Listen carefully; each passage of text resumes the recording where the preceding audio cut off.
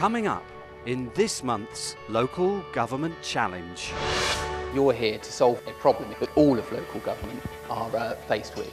So whilst you're here... Lessons from a champion. It isn't about how long you work, it's not even about how hard you work, it's about how smart you work. Do the contestants seem to be getting younger? So this is the South Cambs Council app. It's got everything you need for all ages and it's really appealing. And Day 4 in the Local Government Challenge. And Jodie is in the dining room.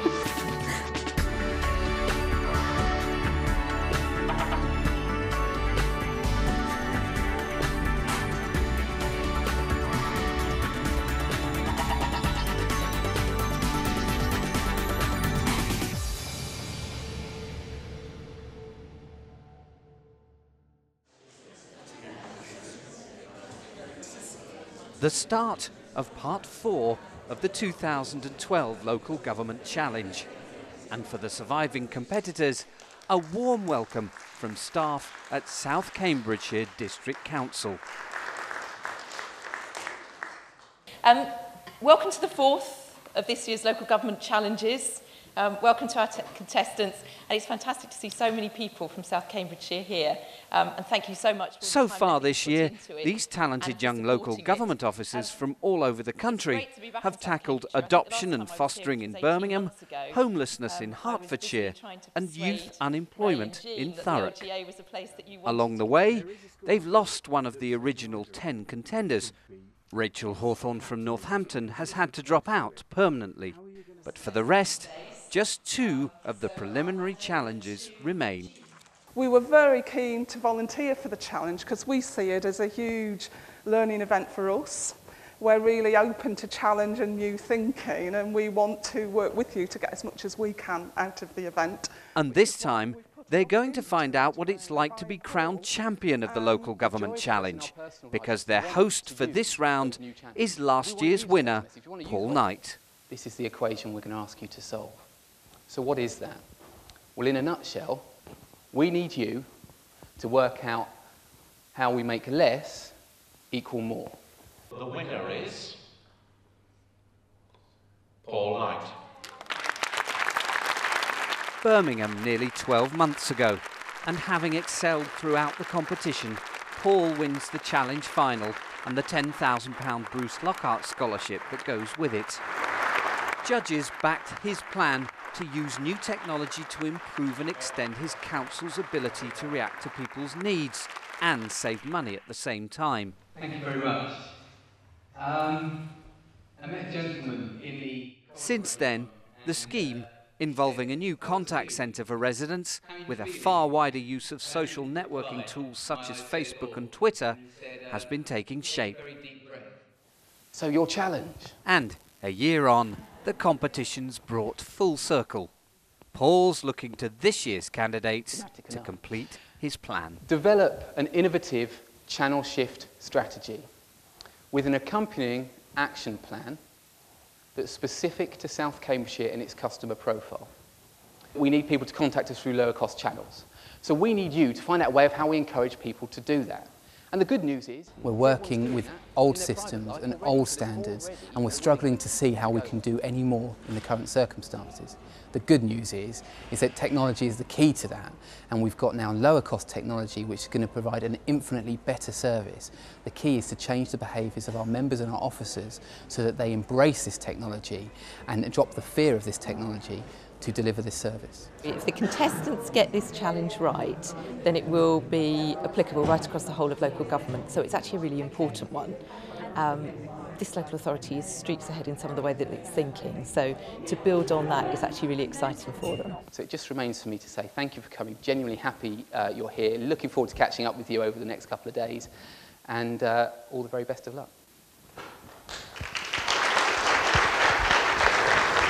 Paul is a class act. I think, as we saw even in his introduction today, he's very passionate, he's ambitious, he's got all the things really that we're looking for in a local government challenge contestant, and therefore it wasn't a surprise that he won last year. So I think that you know, what they can really take from him is that he's embraced winning the challenge last year. He's made really good use of the Bruce Lockhart Scholarship, and he's, most importantly, he's bringing all that learning back into his council for the benefit of the council and ultimately the communities they serve. I think for a successful local government challenge, it has to be about the individual's passion and their creativity. Everything else will fall into place under that. It isn't about how long you work, it's not even about how hard you work, it's about how smart you work, and that would be my advice to all the contestants today. So how will they follow that advice? As usual, they're dividing into two teams, Olympic and Fusion. Because Rachel dropped out, Jamie from the Local Government Association is again making up the numbers by joining Olympic. And there are two new captains. Lorna Gibbons from Poole will lead Olympic. I have just suggested that we get a skeleton sort of outline of our plan done in the next hour. And that's what we're trying to do, because I'd like to go to bed at a reasonable time this evening. I think me and Holly. Across at Fusion, Milador Rahman from Rochdale is in charge. Well, this is my opportunity to shine, I guess. It's a massive challenge. It's going to be tough, but I'm really looking forward to it. And there seems to be an extra factor in the rivalry this time. The best part of this series of Local Government Challenge for me is the fact that every time my team wins the challenge. And that means I beat Adam every time. And again, I expect today. Claire obviously has her own views on a wide range of issues, and I'm very used to what she says on a daily basis. So no, I'm not rising to her bait. On then to the first part of the challenge. Paul's arranged for the teams to meet staff, councillors and other interested parties in a series of speed dating sessions to hear opinions on the plans. Thank you folks, much appreciated. And more generally gauge attitudes within the authority. Nice to meet you. I'm Lorna. And I'm Jamie.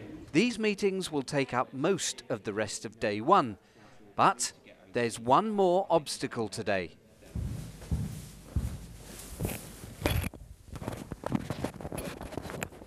First introduced last year, the Local Government Challenge Diary Room is back. Baha, hello. Hi. Hi. How are you? Good, good. I don't like it. Day 4 in the Local Government Challenge. And Jodie is in the diary room. I think that's casual racism. Over the rest of the day, each candidate will be individually called to the diary room for a chat. How's it going? It's going well, but today feels a bit information overload. It wouldn't be an LGA challenge if it wasn't difficult. I'm just trying to understand what the question is and exactly what they're looking for. I think that's always the hardest bit. And it is part 4. How's it all going? The whole challenge? Yeah, well, ups and downs. It's been different to what I expected. I know more about myself as an individual than I used to when I first started the challenge. Just getting different people's perspectives on things, that's something that's really stood out for me. So far I have been proud of myself, so yeah, so far so good. Our supervisors, they keep making these little notes, and I'm really interested to see what they are. For me it's been exhausting, but really well worth it. I think also we've got some... Meanwhile, the round table discussions continue, though the teams may be missing a trick. I cannot see how they can do this challenge effectively unless they take the initiative and go out and talk to some real people. And if they look at their timetable, that's not provided for them. But so far I haven't heard anyone suggesting that that might be a good way forward. So it'll be interesting to see whether this evening, when they have a bit more time to think about it, somebody comes up with the bright idea of going and talking to some of the public whose behaviour they're trying to shift. Are you here to learn, or are you here to win? I think my competitive side can't help but say win it, but then I beat my 7-year-old nephew at Scrabble every time because I'm just a generally competitive person. I'm not going to be able to win unless I get the experience going through. So it's a bit of both, but I definitely want to win. I would love to win, but everybody else is fantastic as well. Yeah, I'd love to win it, but on the other hand, I think there's a lot of other strong competitors around me that could win it as well. It would almost give me that confidence to continue to do what I'm doing. It's not really winning against others that I'm bothered about, it's more about kind of winning against myself. Of course I want to win, there'd be no point of participating otherwise. But if I don't win, or I don't even get into the final, then I've still learnt a lot of stuff. It's free professional development, it's free access to a whole new peer network. I'm really confident that some of us are going to stay in touch and kind of support each other through, you know, the next few years of our careers and things like that. And I think that's, you know, money can't buy experience, and that's kind of what I'm here for. At the end of it, I want to win. I want to win I want to win the local government challenge. It's now late in the day, but the penny does seem to have dropped for one of the teams. Vikas and Jamie from Olympic are out on the streets. Have you tried the website at all? No. No, the website is a nightmare. Okay. I don't use it. No, fair enough. Is there anything they could do to improve it? That's the kind of... The website or the phone? Either or, really. Well, the phone service, I think that, you know, some companies, they've got like press 1, press 2. Yeah. Personally, I would like to speak to somebody and explain why. What we've heard so far are things like a chap really liked kind of those Ask Anne places where you can talk to someone and ask them a question and they feedback straight away online with webinars and cameras. And the guy was like 65 years old, so it was really interesting and exciting, and a perfect candidate for the kind of questions we're asking. And talking of questions, there's one more all the candidates must face. OK, so we are nearing the end of the first phase of the local government challenge, and at the end of that, 4 people will go forward to the final. Who do you think those 4 people should be? I'm really going to struggle with this. I have to give you names. Goodness. That's a difficult one. It's really difficult. I thought I would get asked this today, so I was thinking about how I would respond last night. I would not presume to know. I don't know who they'll be. I don't know. Miladur, Edward, Holly and Hannah. I'm not discounting myself. I would love, love, love to be in the final 4. I'm just happy to be part of the process as far and as much as possible. I think there's lots of strong candidates and they all have different strengths, so it depends what they're looking for. I'm not going to give you names. I kind of felt there was going to be a lot more of a, I don't know how to quite say this, but a nastier culture between the contestants, and there'd be a lot more, kind of like The Apprentice, people putting each other down and not supporting each other, whereas I don't think that's been the case at all. Hannah Lavender and Holly. I'll press you one more time. Everybody else has given me some names. Have they now? I'm still not going to. Why not? Because I don't know how useful that is. Jodie and Hannah Lavender. I would love to be one of the final 4, but I'll put myself on there as a maybe, so I'm going to choose 5 because I'm going to be cheeky. Hannah Rees, because I think we want local government to become faster and slicker and more effective and more forward-thinking, more innovative, and I think she's got all those traits and she's a very innovative person. Who do you think shouldn't go through? It's a good question.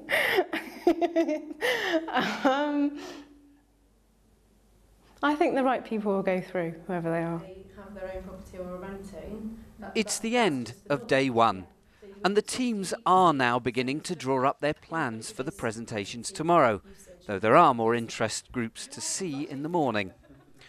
All the candidates have now faced the diary room, and all of them got at least 1 vote. Hannah Lavender got the most. More than half voted for themselves.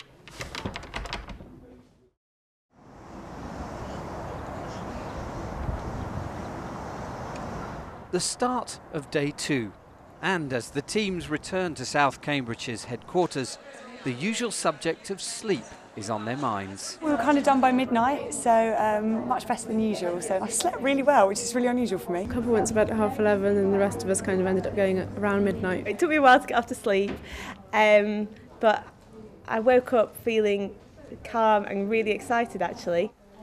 And they're going to need to be at their best today because Paul's brought in some quite different focus groups from yesterday, including students from a local state school, Swavesley Village College. In modern day, people are a lot lazier because they expect to do everything on the computer and they can do everything that way, like really quickly. So if they have to wait for a letter to come through, people just don't want to do that.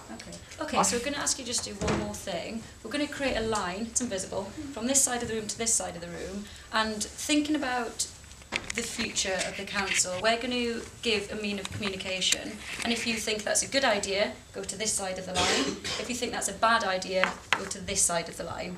Does that make sense? Yeah. Okay, so first off, we're going to use letter.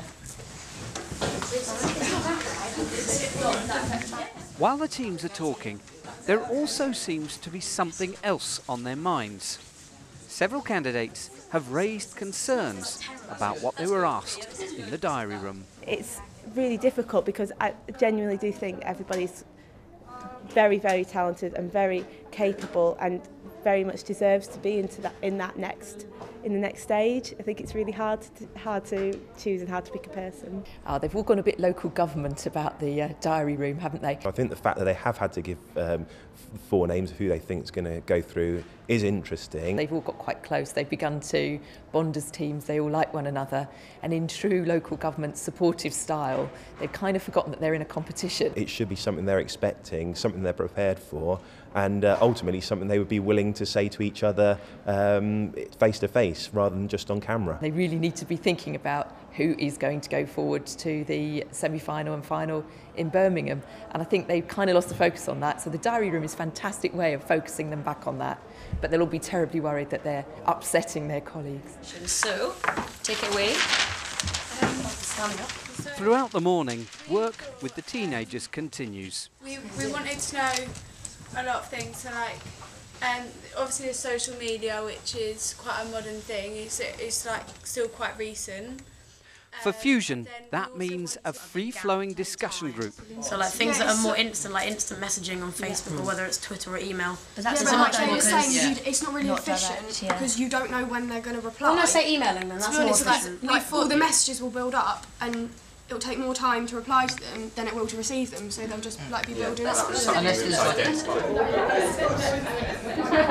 While Olympic take a different tack. Hannah and Jamie opted to run it as a competition. They said what we wanted you to do is to design an app and it's a competition, looking at it like The Apprentice. And the kids said, cool, that's brilliant, and they went for it. And in the space of about 10-15 minutes, they'd both designed really good apps and then presented it in a way that was just really compelling. So they had a great session there. I thought personally, like Olympic, like involved us a bit more. Fusion there were more general ideas about the council and they treated us well. We got a lot more like creativity out of the Olympic team. I think everyone was good. I mean, I think they both worked really well together in Olympic and they were both really good. But in Fusion, they did listen to us as well, but I just felt like they weren't as a strong team. I preferred Team Fusion's approach because they allowed room for flexibility in the things they did. Meanwhile, the rather quieter group of third sector representatives are making their points to the teams too. Vikas opted to interview them, and I think his style was exactly right for the sort of people that he was dealing with. He was very good at coaxing information out of them. Olympic have really come on in leaps and bounds today. I think they did a lot of work last night.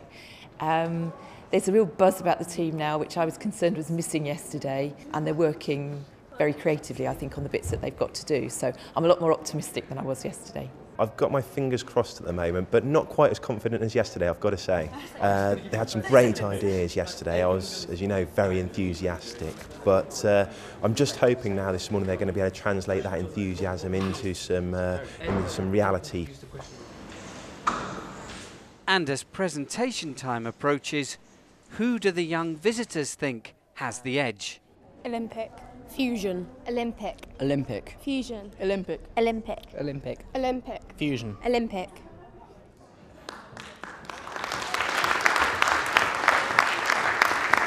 And so, presentation time has come. At Challenge 3 in Thurrock, both teams gained extra points for being more adventurous in their presentations. How will they follow that?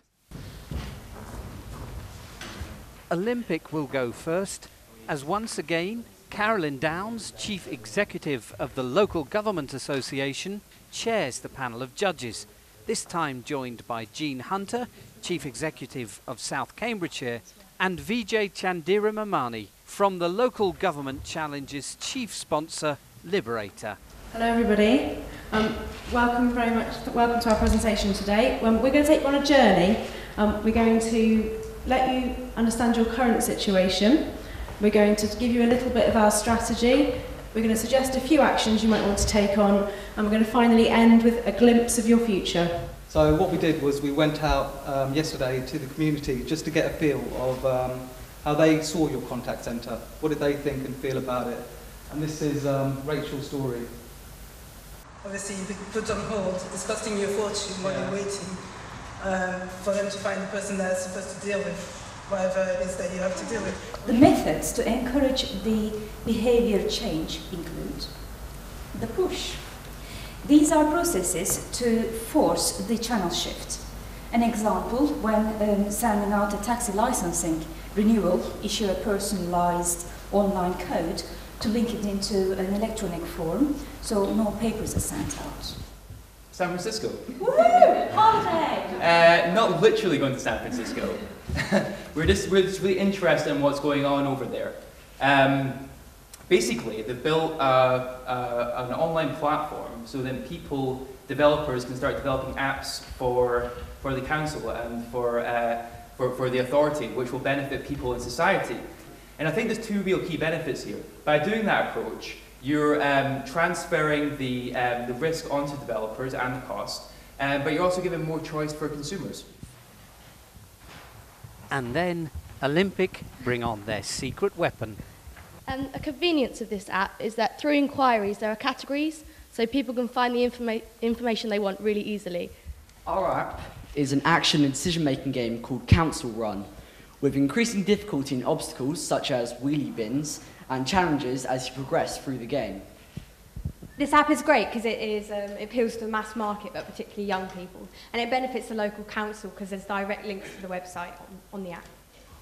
And then it's Fusion's turn. Welcome, thank you everyone. We are Team Fusion, and here's our presentation on channel shift with the theme of It's Easier Than You Think and Better for Everyone. So imagine a world where all of your forms are truly online. What would that look like? Hi love, you're from holiday? No, I've got a home visit. Printed off all the forms off the internet. You've got any forms in there? Yeah. Oh. Okay. What about you? Where are you off? Off on a home visit. I've just got all my forms online. I'll just probably do it straight away there and then. Are you kidding me? No, you should probably look into that.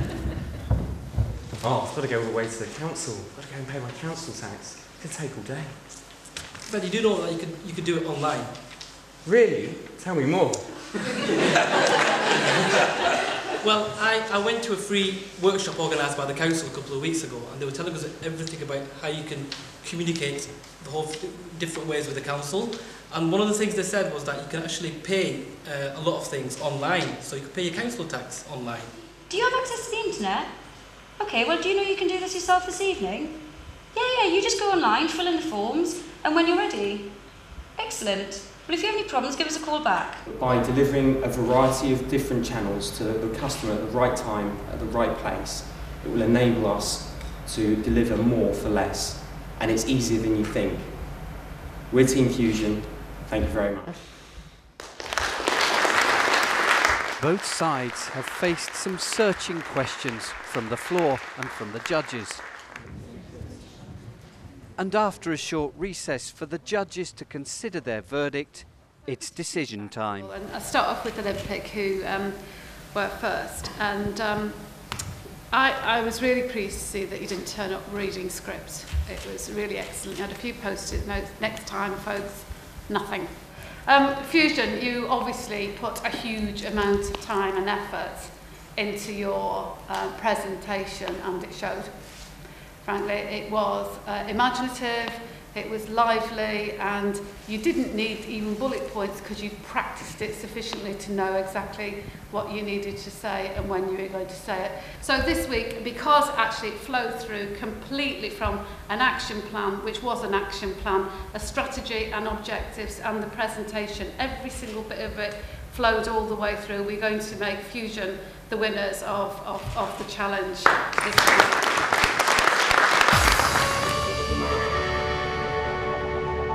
Feeling really good and really proud of myself and the team that I work with. This has been one of the best challenges that I've experienced in 3 years of doing it, so I'm good. How about you, Claire?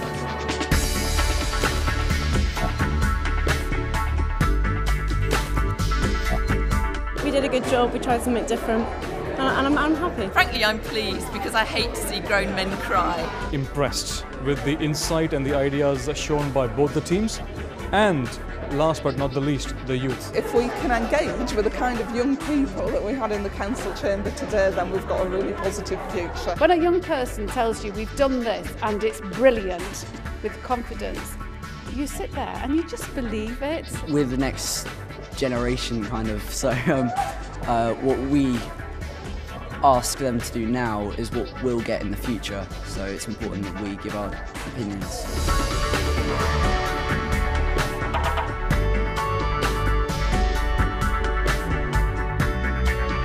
Contestants, certainly from the contact I've had with them this year, they were fantastic in adopting our challenge and taking it forward.